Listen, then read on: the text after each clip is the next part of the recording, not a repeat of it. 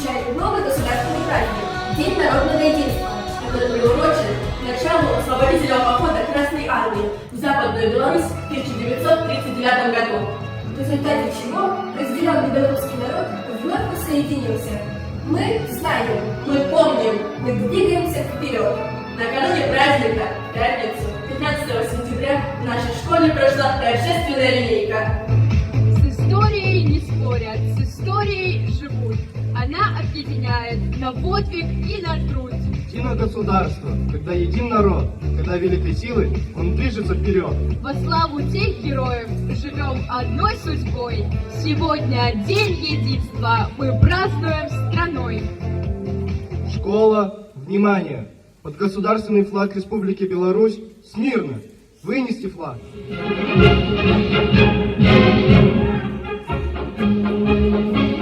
В этом государственном празднике неприходящая благодарность и дань уважения современников к ведущим поколениям, отстоявшим право самим определять свою судьбу. В год мира и созидания праздничные митинги проходят во всех городах Республики Беларусь.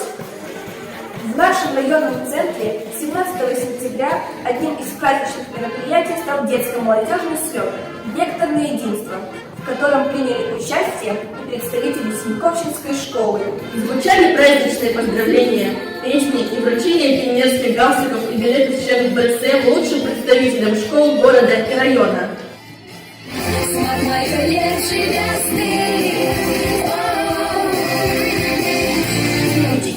Держим вектор на единство! С праздником вас, дорогие друзья!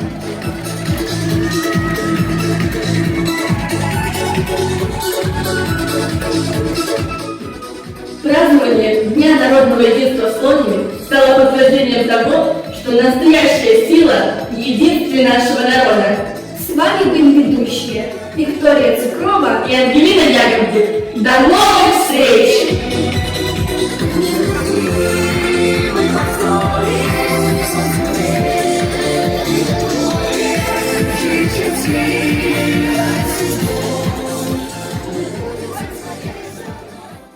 В рамках ежегодной акции «Через года от мая к маю» в Государственном учреждении образования Синьковщинская средняя школа Слонинского района был проведен торжественный митинг, посвященный 78-й годовщине Великой Победы в Великой Отечественной войне.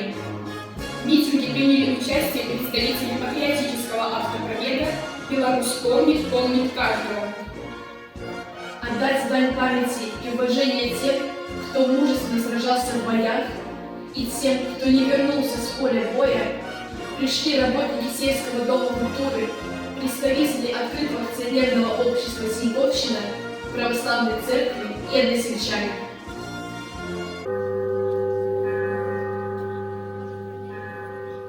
Колокольный звон – это звон памяти.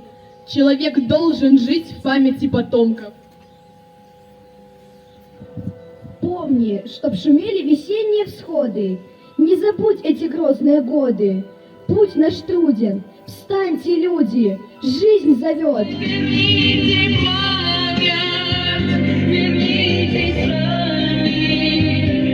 Я молюсь слезами, земля и небо слились конечно. Как это больно, ведь человеча.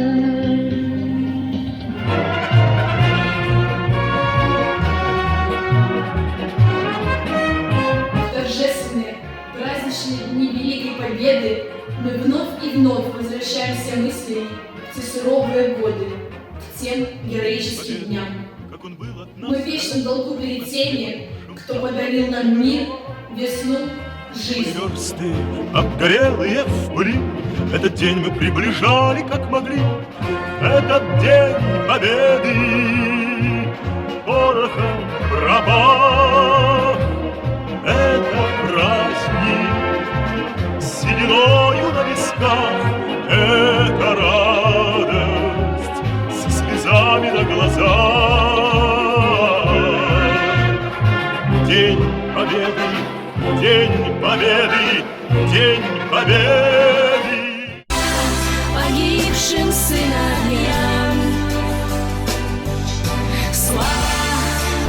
Здравствуйте! В эфире студия СНТВ и я, ее ведущая, Скок Екатерина. 34 года назад, 15 февраля 1989 года, последние части советских войск были выведены из Афганистана. Этот день стал днем-символом, днем памяти. Война в Афганистане длилась 9 лет, 1 месяц и 18 дней. За 10 лет Беларусь потеряла в Афганистане более 770 военнослужащих. В этот кровавый список вошел и житель деревни Гори Синьковчинского исполнительного комитета Анатолий Иванович Скок.